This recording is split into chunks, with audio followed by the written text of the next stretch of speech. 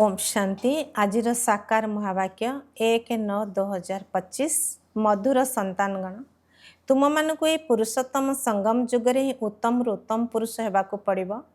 समस्त उत्तम पुरुष होउछंती ए लक्ष्मी नारायण। प्रश्न तुम्हें संतान माने बाबा सहित क्यों गोटे गुप्त कार्य करुछ? उत्तर आदि सनातन देवी देवता धर्म एवं दैवी राजधानी स्थापना कार्य तुम्हें माने बाबा सहित गुप्त रूप से करुछ। बगीचार मालिक बाबा आसी कंटार जंगल को फूलर बगीचा करुछंती। से बगीचारे गोटे प्रकार भयानक जीवजंतु बा दुखमय जिनिस रहिब नाही। गीत आखिर वह दिन आया आज। ओम शांति। आत्मिक पिता बसी आत्मिक संतान मान को बुझाउछंती। निजर शरीर द्वारा तो बुझाइबे ना। आत्मा शरीर बिना कौन से कार्य करिपारिबो नाही। आत्मीय बाबा को मध्य थरे मात्र पुरुषोत्तम संगम जुगरे शरीर आधार नेबाको पड़िथाए। एही संगम जुग को पुरुषोत्तम जुग मध्य कहाजिबो काहेकि ना एही संगम जुग परे पुणी सत्य जुग आसी थाए। सत्य जुग मध्य पुरुषोत्तम संगम जुग कहाजिबो। बाबा आसी पुरुषोत्तम जुगर स्थापना करुछंती। संगम जुगरे बाबा आसुथिबारु एहा मध्य पुरुषोत्तम जुग हेलाना। एइठारे ही पिलामानकु पुरुषोत्तम कराउछंती। पुणी तुमे पुरुषोत्तम नुआ दुनिया रे रहिबो। पुरुषोत्तम अर्थात उत्तम रु उत्तम पुरुष ए राधा कृष्ण अथवा लक्ष्मी नारायण अटंती। ए ज्ञान बंध्य तुम पाखरे अछि। अन्य धर्मावलंबी माने मध्य मानिबे जे वास्तव रे लक्ष्मी नारायण स्वर्गर मालिक थिले। भारत केते श्रेष्ठ महिमा रही किंतु भारतवासी निजे ही जानी नाहांती। ते कहउछंती मध्य अमुक स्वर्गवासी है किंतु स्वर्ग कि प्रकार जिनिस एकथा केही बुझु नाहांती। निजे ही सिद्धि करछंती जे स्वर्ग को गला। एहार अर्थ नरकरे थिला। स्वर्ग तो सेतेबेले हेबो जेतेबेले बाबा स्थापना करिवे। स्वर्ग तो नुआ दुनिया को ही कहाजिबो। दुईटी जिनिस अटे ना, स्वर्ग एवं नरक। मनुष्य तो स्वर्ग को लक्ष लक्ष वर्ष कही दौरान। तुम्हें संतान माने बुझुच ए दुनिया काली स्वर्ग थिला। एमानकर राज्यत थिला। पुणी बाबा ठारू संपत्ति नौछंती। बाबा कहउछंती मधुर गेल्हा संतान माने तुमर आत्मा पतित हो जाइथिबारु नरकरे ही अछि। कहउछंती मध्य एबे कलिजुग शेष हेबा पई 40,000 वर्ष बाकी अछि। तेबे निश्चय कलिजुगवासी कहाजिबो ना। पुराना दुनिया तो अटे ना। मनुष्य बिचारा घोर अंधकार अछंती। शेष समय जेतेबेले निया लागिबो सेतेबेले एमाने सब विनाश हो जिवे। पुरुषार्थर काम अनुसार तुम मानकर प्रीति बुद्धि हो जाउछि। जेते प्रीति बुद्धि थिबो सेते उच्च पद पाई परिबो। सकाळ उठी बहुत स्नेहर सहित बाबा को मने पकाइबा उचित। प्रेमर अश्रु पछे आसु काहेकि ना बहुत समय पर बाबा आसी मिसुचंती। बाबा आपण आसी आमको दुखरु मुक्त करुछंती। आम विषय सागर बुड़ी केते दुखी हुई आसीचु।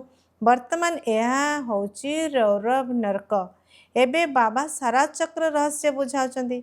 मूलवतन कण एक कथा मध्य आसी बुझाउछंती। आगरु तुमे जानि नथिल याको कंटार जंगल कहा जाए। स्वर्ग को ईश्वरंकर बगीचा मध्य फूलर बगीचा कहा जाउछि। बाबा को बगीचार मालिक मध्य कहा जाउछि ना। तुमको फूलर पुणी कंटा किए करुछंती? रावण।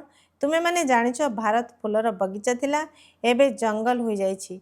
जंगल जीवजंतु बिछा आदि रही थांती। सत्य जुगरे कौनसी भयंकर जीवजंतु आदि रहिबे नाही। शास्त्र तो बहुत कथा लिखि देछंती। श्रीकृष्ण को सर्प दंशन कला इत्यादि इत्यादि। श्रीकृष्ण को पुणी द्वापर को नहीं जाइछंती। बाबा बुझाउचंती भक्ति पूरा अलग जिनिस अटे। ज्ञान सागर एक बाबा ही अटंती। एपरि नुहे कि ब्रह्मा विष्णु शंकर ज्ञान सागर अटंती ना। पतित पावन केवल ही ज्ञान सागर शिव बाबा को कहाजिबो। ज्ञान द्वारा ही मनुष्यंकर सद्गति होइथाए। सद्गति र स्थान हैला दुईटी, मुक्ति धाम एवं जीवन मुक्ति धाम। एबे तुमे माने जानिछ राजधानी स्थापना होछि किंतु गुप्त भाबरे। बाबा ही आसी आदि सनातन देवी देवता धर्म स्थापना करछन्ती। तेणु प्रत्येक आत्मा निज निजर मनुष्य शरीर आसछन्ती। बाबांकर निजर तो शरीर नहीं, ସେଥିପାଇଁ ଏହାକୁ ନିରାକାର ଈଶ୍ୱର ପିତା ବୋଲି କୁହାଯାଉଛି। ବାକି ସବୁ ସାକାରୀ ଅଟନ୍ତି। ତାଙ୍କୁ କୁହାଯାଉଛି ଇନକର୍ପୋରିଆଲ ଗଡ୍ ଫାଦର ଅର୍ଥାତ୍ ନିରାକାର ଈଶ୍ୱର ପିତା, ନିରାକାର ଆତ୍ମାମାନଙ୍କର ପିତା। ତୁମେ ଆତ୍ମାମାନେ ମଧ୍ୟ ସେଠାରେ ନିବାସୀ ଅଟ। ବାବା ମଧ୍ୟ ସେଠାରେ ରହିଥାନ୍ତି, କିନ୍ତୁ ଗୁପ୍ତ ଅଟନ୍ତି। ବାବା ହିଁ ଆସି ଆଦି ସନାତନ ଦେବୀ ଦେବତା ଧର୍ମ ସ୍ଥାପନା କରୁଛନ୍ତି। ମୂଳ ବତନରେ କୌଣସି ଦୁଃଖ ନାହିଁ। ବାବା କହୁଛନ୍ତି ତୁମର ଗୋଟିଏ କଥାରେ ହିଁ କଲ୍ୟାଣ ରହିଛି। ବାବାଙ୍କୁ ୟାଦ କର, ମନ ମନା ଭବ।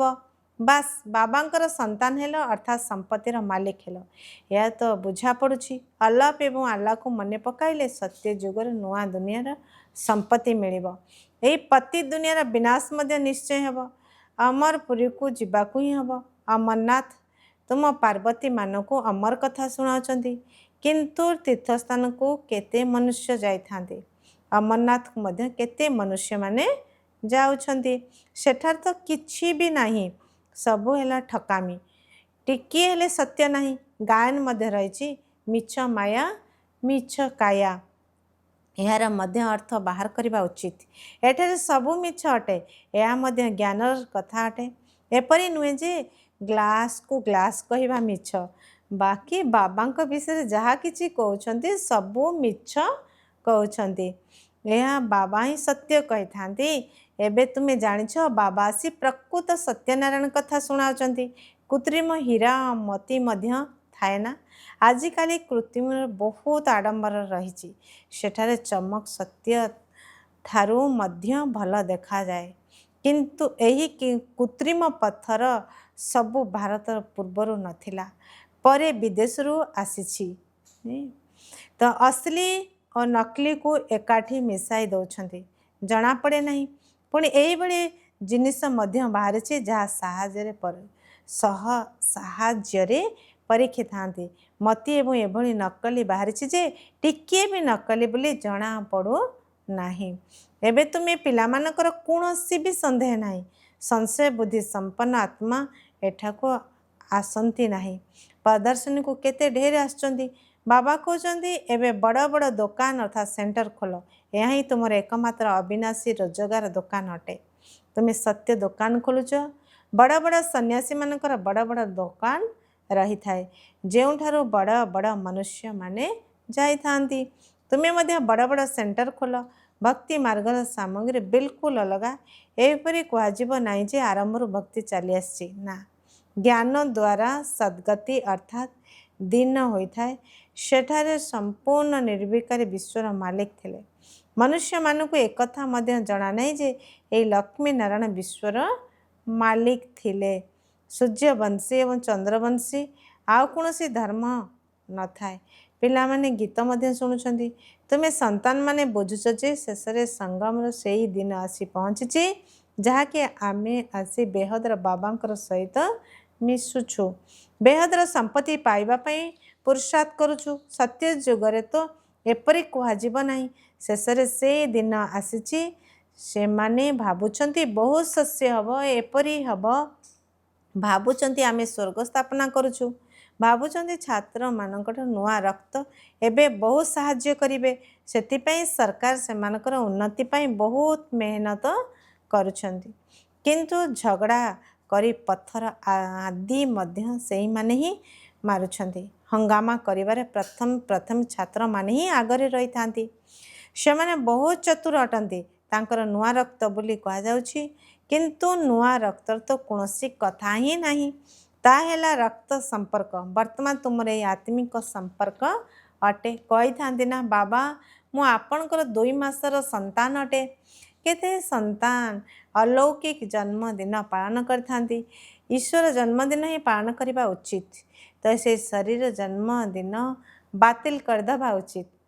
ତ କହିବା ଦରକାର ଯେ ମୁଁ ବ୍ରାହ୍ମଣମାନଙ୍କୁ ହିଁ ଖୁଆଇବି।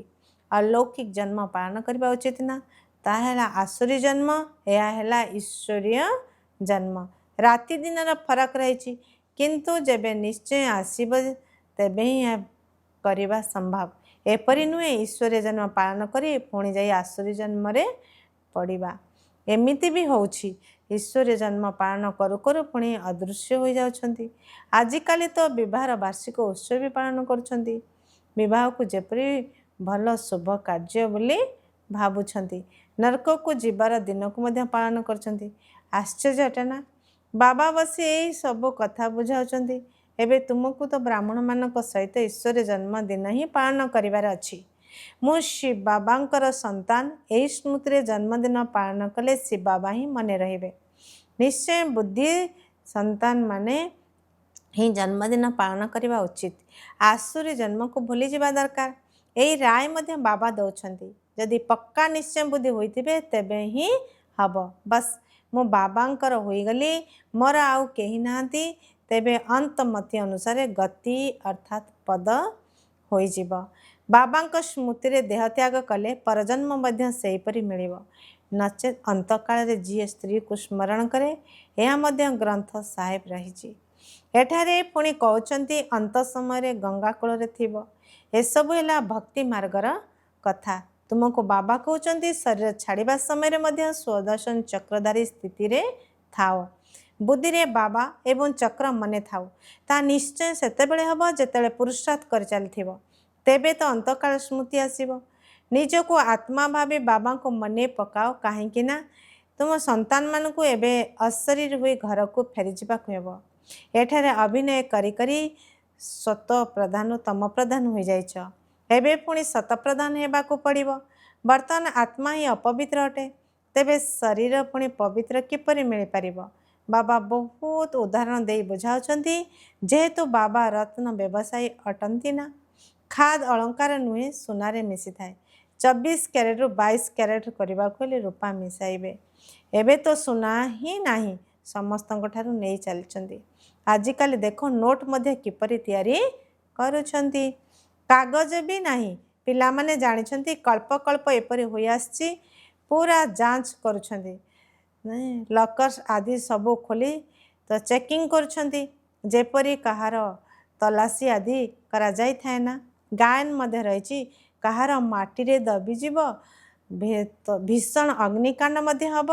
तुमे पिला माने जानिछ एसबु हेबो। सेतिपई तुमे भविष्यत पई बैगेज प्रस्तुत करुछ। आ कहा को कौन किछि जना अछि कि तुमको ही 21 जन पई संपत्ति मिलुछि। तुमे पैसा रे भारत को स्वर्ग करुछ। जेउठी पुणी तुमे ही निवास करिब। तुमे पिला माने निजर पुरुषार्थ द्वारा ही निजे राजतिलक नौछ। दीनबंधु बाबा स्वर्गर मालिक करबा को आछंती। किंतु हेब तो निजर पाठपढ़ा द्वारा ना। कृपा बा आशीर्वाद द्वारा नुहे। पढ़ाइबा तो होची शिक्षकर धर्म। कृपार कौनसी कथा नहीं। शिक्षक को सरकार ठारू दरमा मिली थाए। सेमान तो निश्चय पढ़ाइबे। एबे एते बड़ पुरस्कार मिलुछि। तुमे पद्मा पदमपति होछ।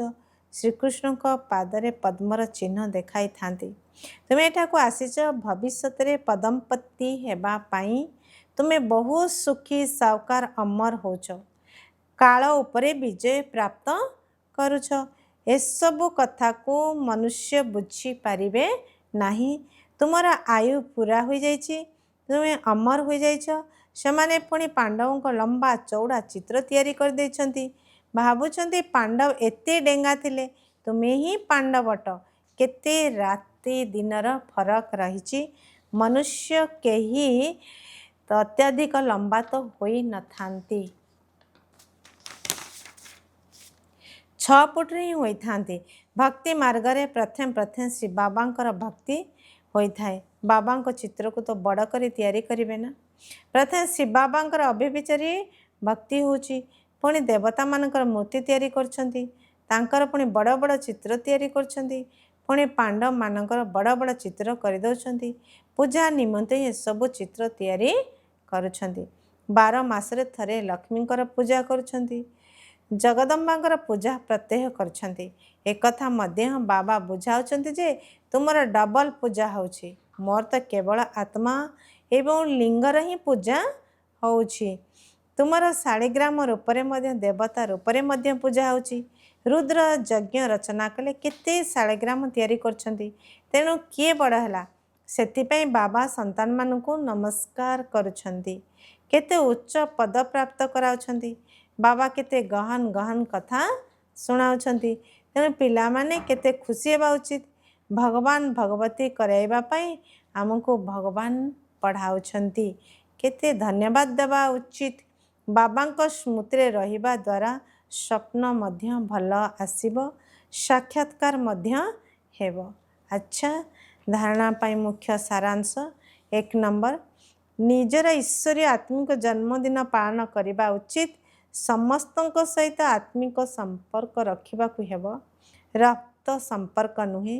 ଆସୁରୀ ଅର୍ଥାତ୍ ଶାରୀରିକ ଜନ୍ମଦିନ ପାଳନ ମଧ୍ୟ ବନ୍ଦ କରିଦେବା ଉଚିତ।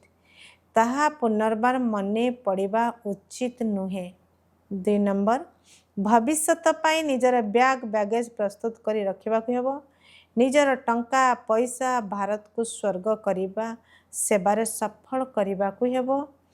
ନିଜର ପୁରୁଷାର୍ଥ ଦ୍ୱାରା ହିଁ ନିଜକୁ ରାଜତିଲକ ଦେବାକୁ ହେବ। ବରଦାନ, ସ୍ନେହ ଏବଂ ସହଯୋଗର ବିଧି ଦ୍ୱାରା ସହଜ ଯୋଗୀ ହୁଅ। ବାପଦାଦାଙ୍କୁ ପିଲାମାନଙ୍କର ସ୍ନେହ ବହୁତ ପସନ୍ଦ ଅଟେ। ତେଣୁ ଯେଉଁମାନେ ଯଜ୍ଞ ସ୍ନେହୀ ଏବଂ ସହଜ ଯୋଗୀ ହୋଇଥାନ୍ତି, ସେମାନେ ସହଜ ଯୋଗୀ ସତ ହିଁ ହୋଇଥାନ୍ତି। କାରଣ ସହଯୋଗ ହିଁ ସହଜ ଯୋଗ ଅଟେ। ଦିଲବାଲା ବାବାଙ୍କୁ ଦିଲର ସ୍ନେହ ଏବଂ ଦିଲ ସହଯୋଗ ହିଁ ପ୍ରିୟ ଅଟେ। ଛୋଟ ଦିଲବାଲା ଆତ୍ମାମାନେ ଛୋଟିଆ ସୌଦା କରି ଖୁସି ହୋଇଥାନ୍ତି ଏବଂ ବଡ଼ ଦିଲ ଅର୍ଥାତ୍ ବିଶାଳ ହୃଦୟବାଲା ବେହଦର ସୌଦା କରିଥାନ୍ତି। ମୂଲ୍ୟ କିନ୍ତୁ ସ୍ନେହର ଅଟେ, ବସ୍ତୁର ନୁହେଁ। ସେଥିପାଇଁ ସୁଦାମାର ଖୁଦ ମୁଠାର ଗାୟନ ରହିଛି। ସେହିପରି ଯଦିଓ କେହି ବହୁତ କିଛି ଦେଉଥାଏ, କିନ୍ତୁ ସ୍ନେହ ନଥିଲେ ତାହା ଜମା ହୋଇ ନଥାଏ। ତେଣୁ ସ୍ନେହର ସହିତ ଯଦି ଟିକିଏ ବି ଜମା କରିଥିବ, ତେବେ ତାହା ପଦ୍ମ ଗୁଣ ହୋଇଯିବ। ସ୍ଲୋଗାନ, ସମୟ ଏବଂ ଶକ୍ତି ବ୍ୟର୍ଥରେ ନ ଯାଉ, ସେଥିପାଇଁ ପ୍ରଥମେ ଚିନ୍ତା କର, ତାପରେ କର। ଅବ୍ୟକ୍ତ ଇଶାରା, ଏବେ ଲଗନର ଅଗ୍ନିକୁ ପ୍ରଜ୍ୱଳିତ କରି ଯୋଗକୁ ଜ୍ୱାଳାରୂପ କର। ବାପଦାଦା ପିଲାମାନଙ୍କୁ ବିଶେଷ ଭାବରେ ଏହି ଶିକ୍ଷା ଦେଇ ଆସୁଛନ୍ତି। ପିଲାମାନେ ଏବେ ତୀବ୍ର ପୁରୁଷାର୍ଥର ଲଗ୍ନକୁ ଅଗ୍ନି ରୂପ କର, ଜ୍ୱାଳାମୁଖୀ ହୁଅ। ଯାହା ବି ସବୁ ମନ ବା ସମ୍ବନ୍ଧ ସମ୍ପର୍କର ହିସାବ କିତାବ ବାକି ରହିଛି, ସେଗୁଡ଼ିକକୁ ଜ୍ୱାଳା ସ୍ୱରୂପର ଯୋଗ ଦ୍ୱାରା ଭସ୍ମ କର।